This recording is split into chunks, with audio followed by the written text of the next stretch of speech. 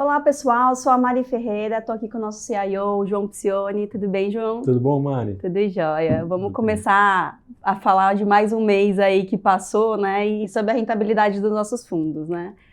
João, você colocou ali na sua carta, né, que agosto foi o mês do cachorro louco, então, tradicionalmente as pessoas chamam. Sempre. Mas é sempre, né, um mês longo, que todo mundo fala aí, mas de qualquer forma, acho que esse mês longo ajudou de alguma forma as bolsas, né, que fecharam aí, principalmente o Ibovespa, com recordes, né, de resultado, né, então...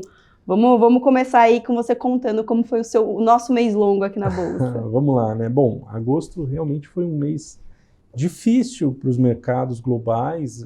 A gente teve ali aquele evento envolvendo o carry trade da moeda japonesa, logo no começo do mês, né? Um movimento que começou a ser construído,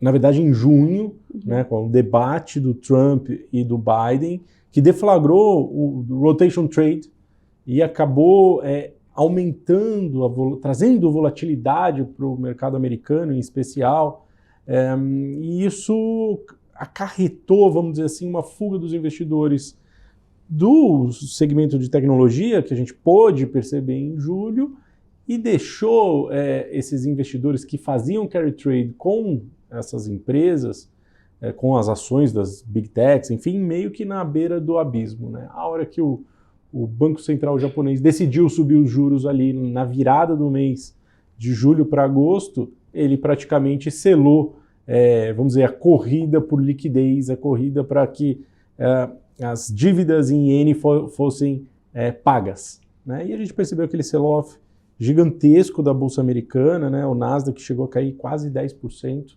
o S&P também foi muito mal, enfim.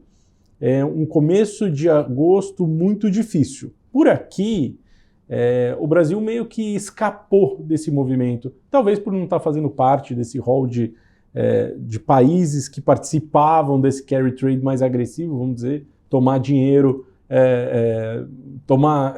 emprestado lá no Japão e investir no restante das bolsas globais. O Brasil ficou meio de fora dessa brincadeira toda, e acabou sendo beneficiado no mês de agosto. A gente viu uma entrada de investidor estrangeiro aqui no Brasil, justamente nessa questão da rotação mesmo, quer dizer, da realocação de portfólio, né? As ações brasileiras, como a gente falou aí o semestre inteiro, elas ainda estão muito baratas frente às ações lá de fora, e aqui eu não estou fazendo um juízo de setor, enfim, de forma geral, as ações brasileiras ainda estão muito baratas, e a gente percebeu a entrada desse investidor começando a comprar mais ativos locais, comprando as ações ligadas ao cíclico doméstico e também comprando aqueles cases que guardam ali diferenciais claros em termos de competição. Então, foi um mês muito bom, por exemplo, para as ações do Nubank, as ações da Embraer, as ações dos bancos, que acabaram se diferenciando em relação aos demais.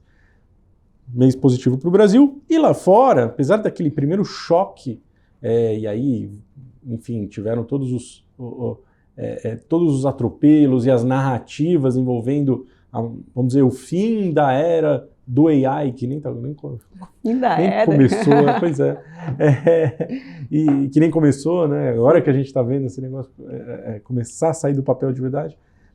E aí a gente teve, durante esse período, o resultado de NVIDIA, que foi um bom resultado, mas, vamos dizer, foi meio que motivo, um gatilho para a venda das ações. Apesar disso, apesar de tudo, o Nasdaq e o S&P conseguiram ali na reta final fechar o mês no positivo. Então, para os nossos portfólios, de forma geral, foi um mês positivo, né? Os portfólios mais ligados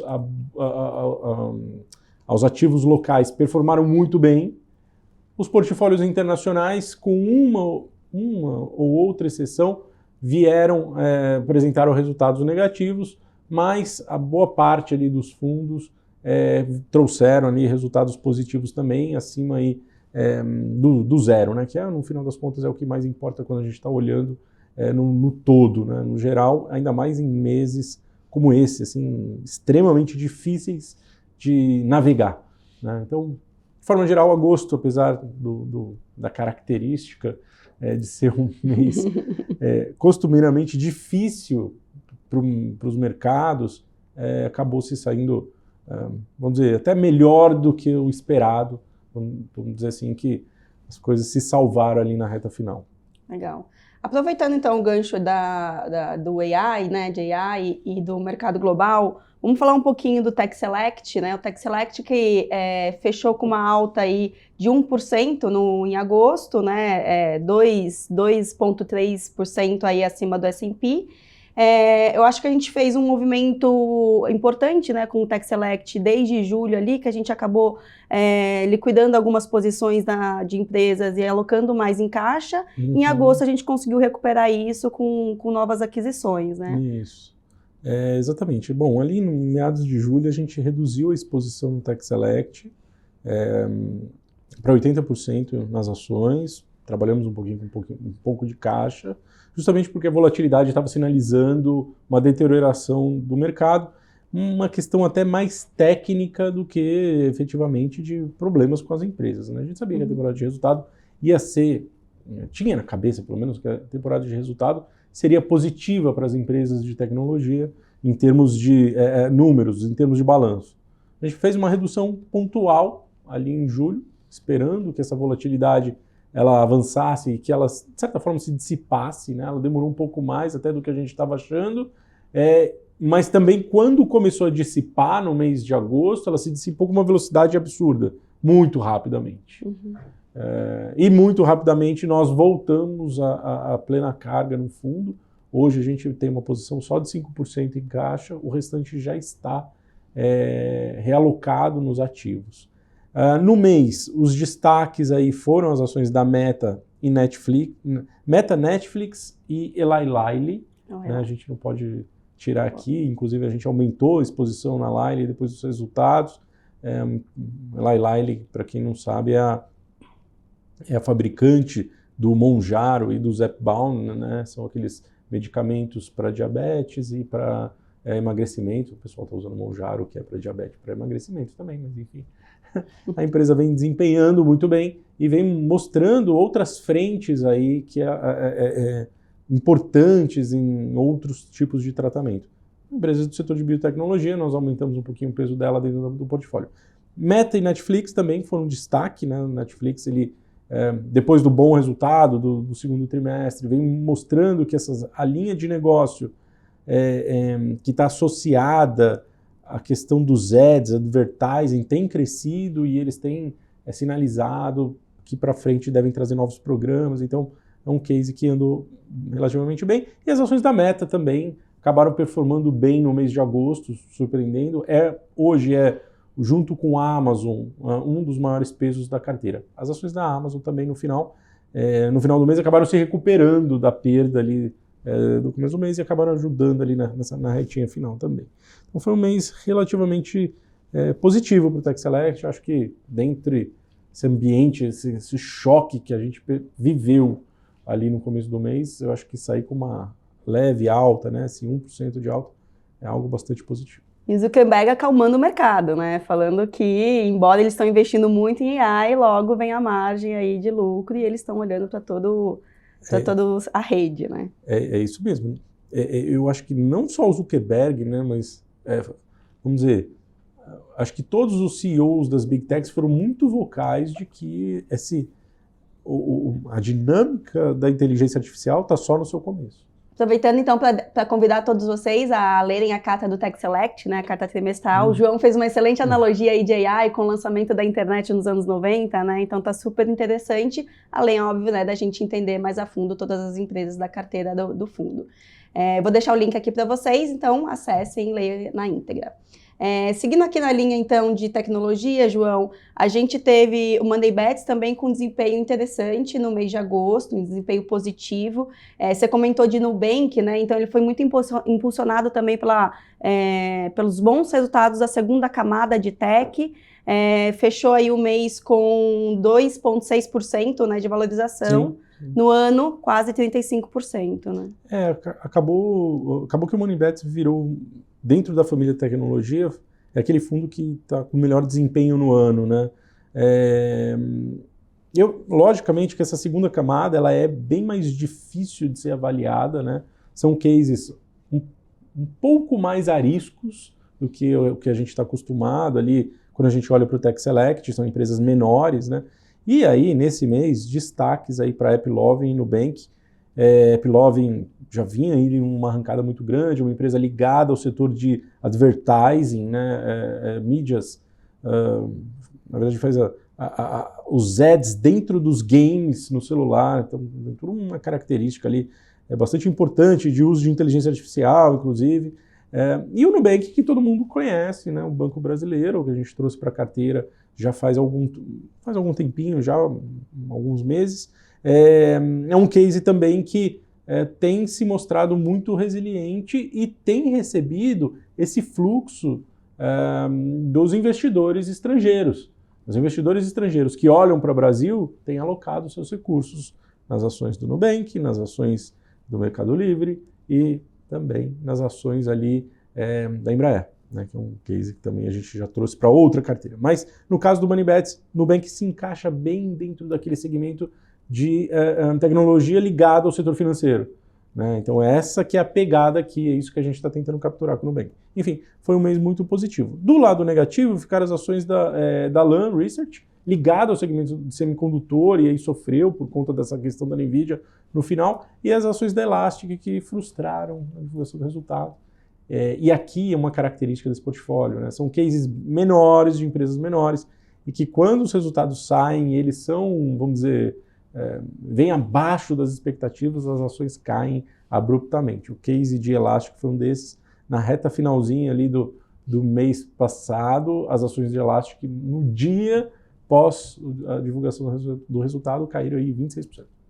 Né? Então, assim, é uma posição bem pequena dentro do portfólio, justamente porque a gente sabe que tem essa característica. Né? O mercado reagiu mal, né? Existe essa sensibilidade. Mal. Vamos falar um pouquinho de WB90, né? O fundo está indo tão bem esse ano. É um fundo que a gente, inclusive, vai começar a colocar ainda mais em destaque, dado a performance dele, a alocação. Ele fechou aí o mês com 1,6% de valorização, né? O mês de agosto agora.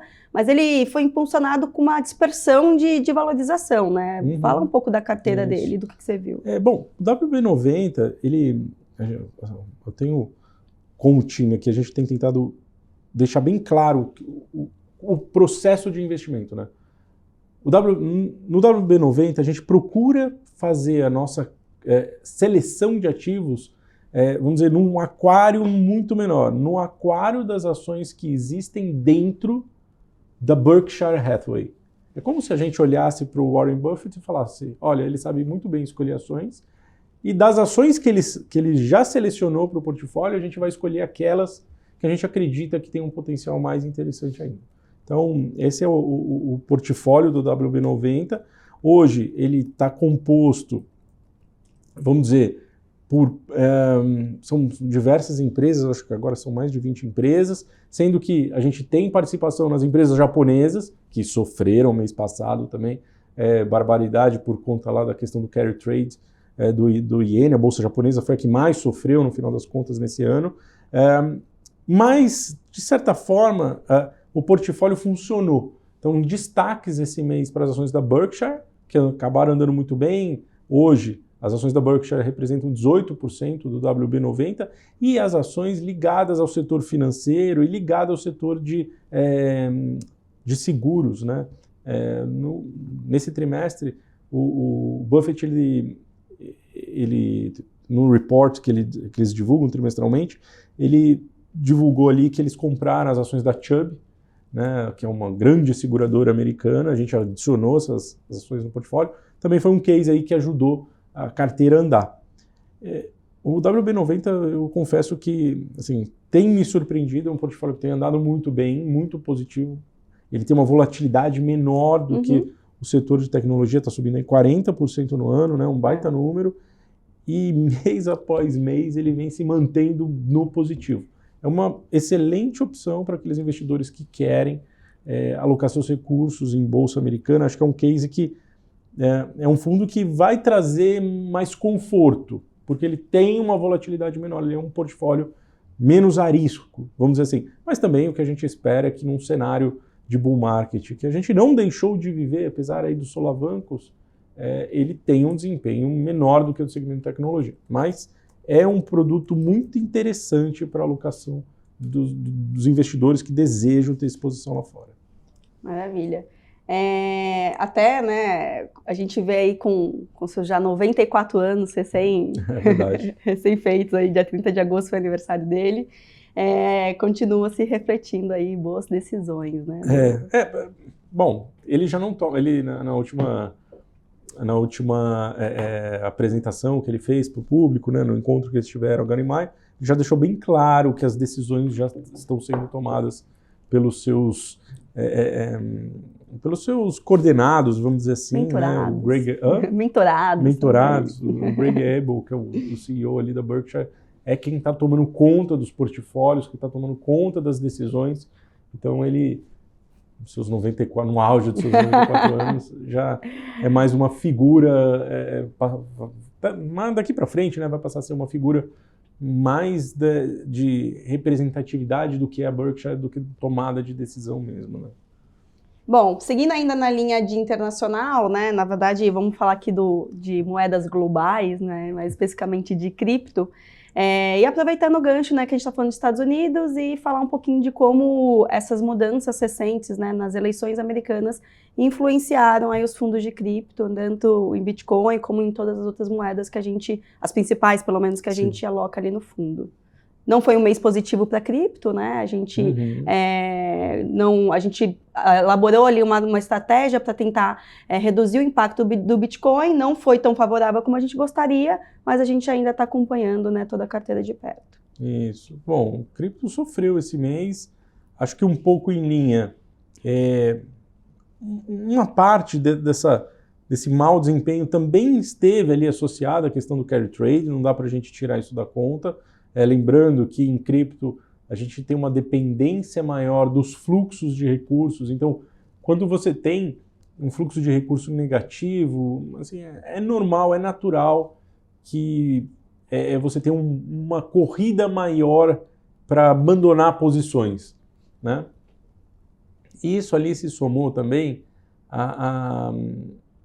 eu não vou dizer virada da Kamala, mas a percepção de que as pesquisas estavam indicando, vamos dizer, uma chance maior da Kamala naquele momento de passar à frente na corrida presidencial.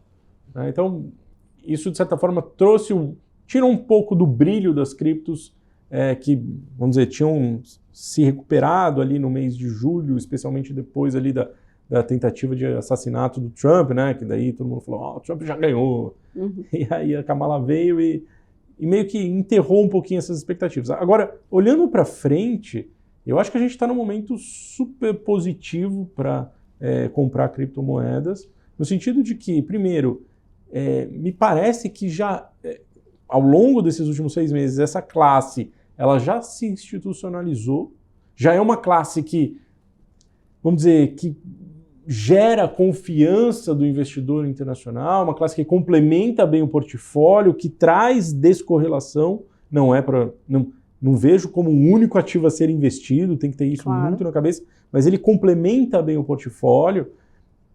E aí, olhando para frente, eu acho que vai ter muito investidor, e aí é um call mesmo, muito investidor olhando com um pouco mais de atenção o que vai acontecer depois do debate do Trump com a Kamala, que acontece dia 10 de setembro.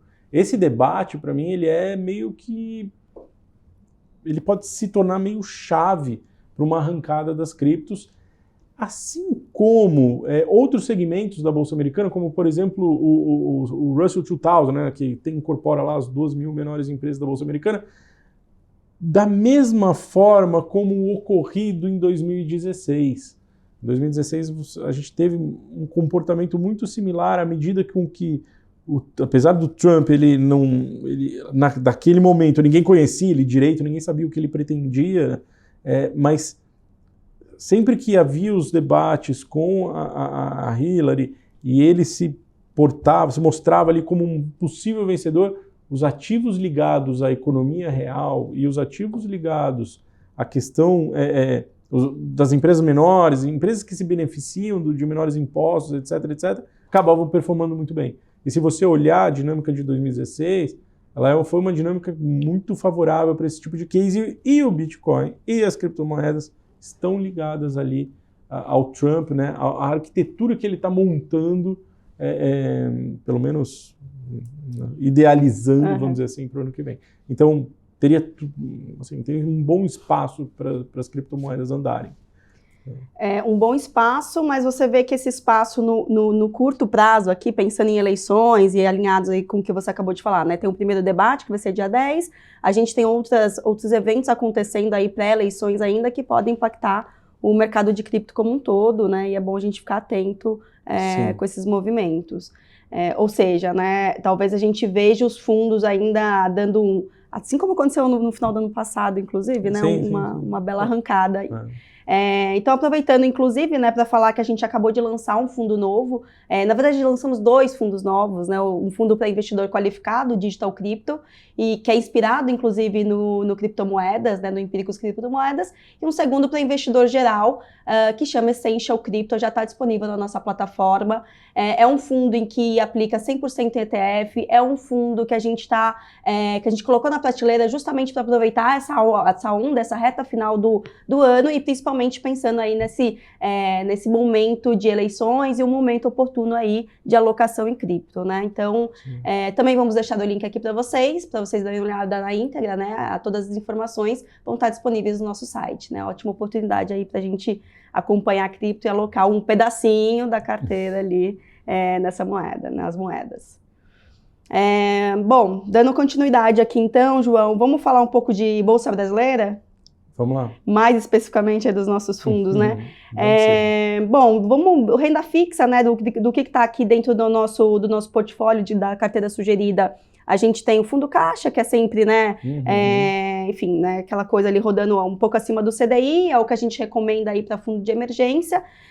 Tá como sugestão e tá disponível aí para vocês, não tem muito o que falar, né? Eu acho que ele rodando acima é o que importa, um pouquinho acima é o que importa. E aí a gente vai, né, caminhando aqui para o renda fixa ativo, que aí o jogo já muda um pouco, né? Para o mês de agosto a gente falou, né, o quanto foi bom, o quanto foi positivo para a Bolsa Brasileira, e isso acaba refletindo nas alocações de renda fixa também. A gente observa aí, né, a curva de juros também apontando, de certa forma, com um resultado positivo para os nossos fundos. E comenta um pouco mais dessa construção que eu acabei de trazer aqui, por favor. Vamos lá.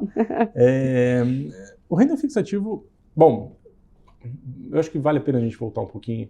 Ali em junho, nós tomamos uma posição muito mais agressiva no renda fixa ativo, tentando buscar aproveitar do momento dos juros reais, né? Então a gente montou posições ali em inflação, nos títulos atrelados à inflação, e de lá para cá a gente vem colhendo um pouco desses frutos, né? Então o fundo desempenhou muito bem nos meses de junho, julho e agosto agora,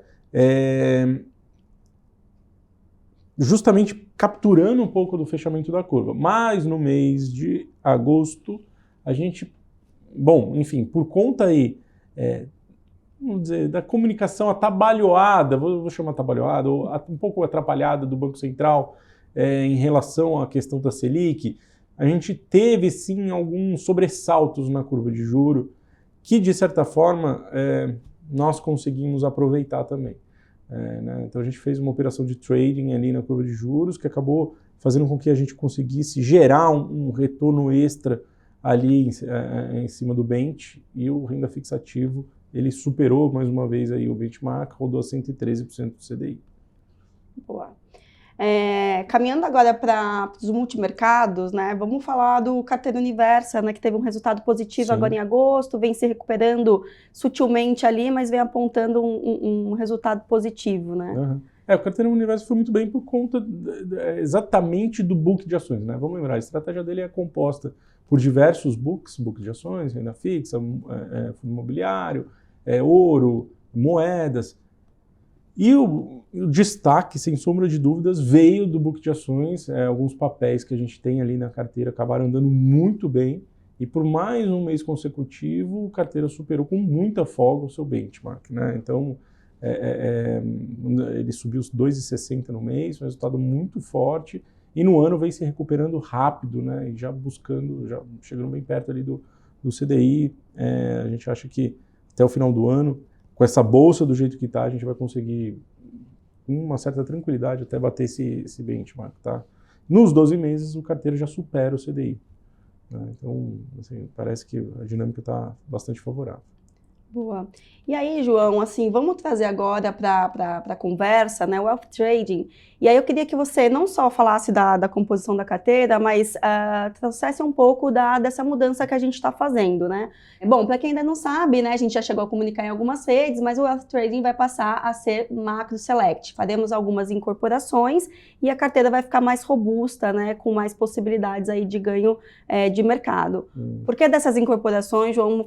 Falar um pouco para a gente como é que vai ficar a composição a partir daí e o que trouxe assim de luz para você fazer esse movimento dentro da gestão? Na verdade, Mari, nós tínhamos um fundo multimercado, que era o Wealth Trading, né, que era um fundo que o conceito básico dele era ser um multimercado com uma volatilidade muito baixa, né, que buscasse ali ganhos acima do CDI.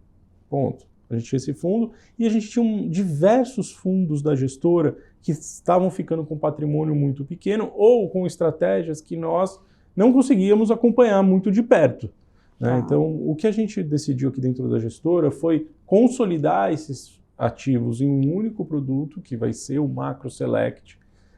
E nesse produto, a gente vai fazer uma gestão bem próxima, bem definida, né? Uma estratégia bem definida, para tentar trazer retornos aí para os investidores. O book, ele vai conter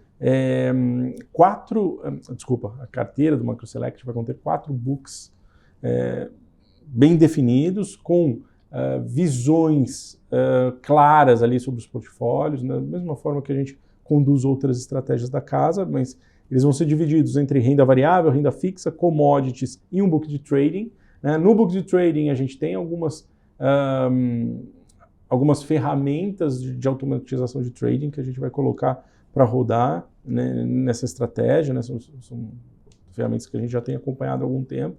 Tem lá o book de commodities e aí a gente faz toda aquela análise macro, a gente procura entender um pouco as correlações entre as commodities e a gente vai investir não só nas commodities, mas também eventualmente em ativos que estejam conectados à dinâmica dessas commodities, o book de renda fixa, que segue um pouco a nossa estratégia do fundo de renda fixa também, e o book de renda variável, que a gente vai fazer alocações ali em ativos locais e ativos internacionais também, sendo que boa parte aqui vão ser feitos por meios aí de ETFs, né, justamente para a gente capturar um pouco de timing e tentar capturar um pouco a dinâmica do ciclo econômico, né? Então, esse que é o conceito aí do Macro Select.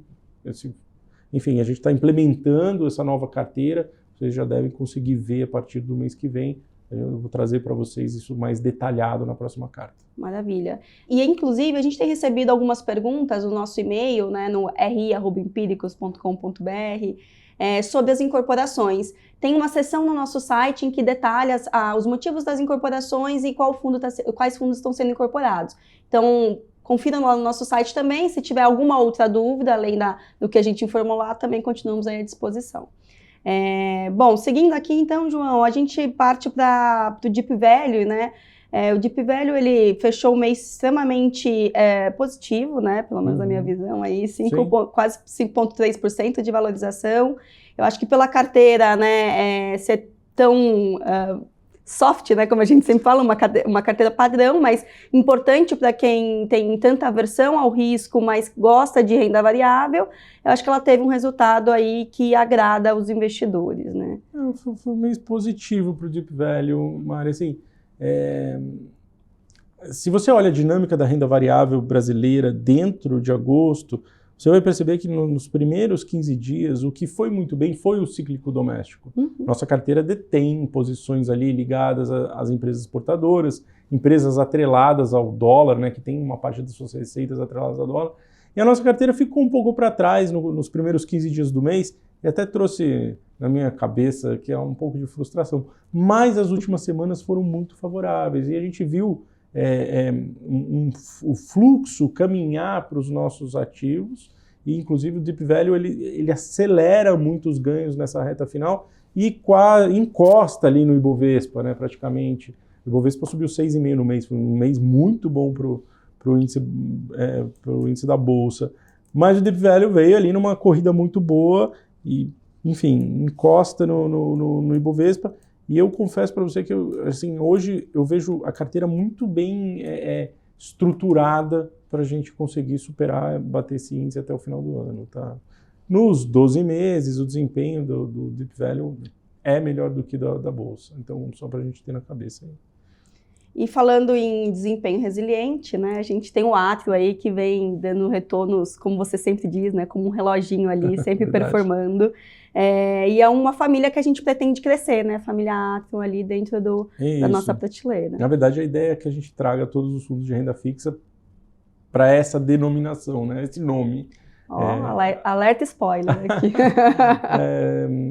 Inclusive para direcionar melhor os nossos investidores, né, o que a gente está fazendo dentro da família de renda fixa. Bom, o Atrium, hoje ele é um FIC-FIM, ele vai se tornar ali um FIC-FDIC, né? Ele é um fundo que investe em cotas de diversos FDICs aí no mercado, é um fundo que está sendo bem pilotado, ele é bem conduzido, está rodando a 123% do CDI esse ano, e ele é isso mesmo, é um relógio, né? Por ele não ter, pelas cotas de FDIC, serem fundos estruturados, assim, as cotas andam na taxa combinada,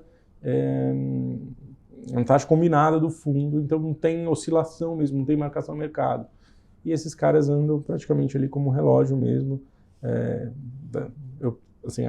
Muito provavelmente esse fundo vai rodar ao redor dos 120 aos 122, 123% do CDI daqui para o final do ano, dia a dia.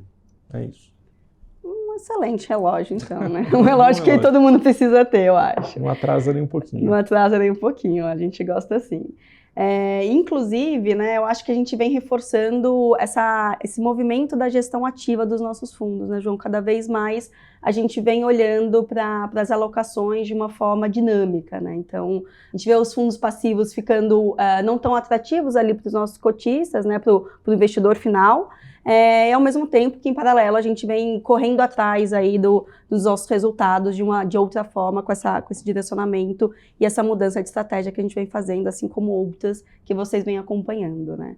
Bom, para a gente caminhar aqui, então, para o fim da nossa análise, né, de resultados dos fundos do mês de agosto, eu traria para a pauta os FOFs, mas aí a gente vai ter logo menos aqui, em 2 dias, a gente já tem um vídeo completo, detalhado ali com a Yasmin e com o Médula, falando toda a composição e todos os resultados, tudo que movimentou o mercado aí no quesito, né, dos FOFs. Então eu vou deixar para eles falarem melhor. Tudo bem? Sim. Tudo bem, João? Então tá bom. Então vamos falar das 2 previdências que a gente coloca ali, né, disponibiliza na nossa carteira sugerida. Começando com renda fixa ativo Prev, né, que fechou o mês de agosto aí com 135% do CDI. Então se o Atrio já estava bom ali no acumulado dos seus 123, o renda fixa ativo, então, melhor ainda, né?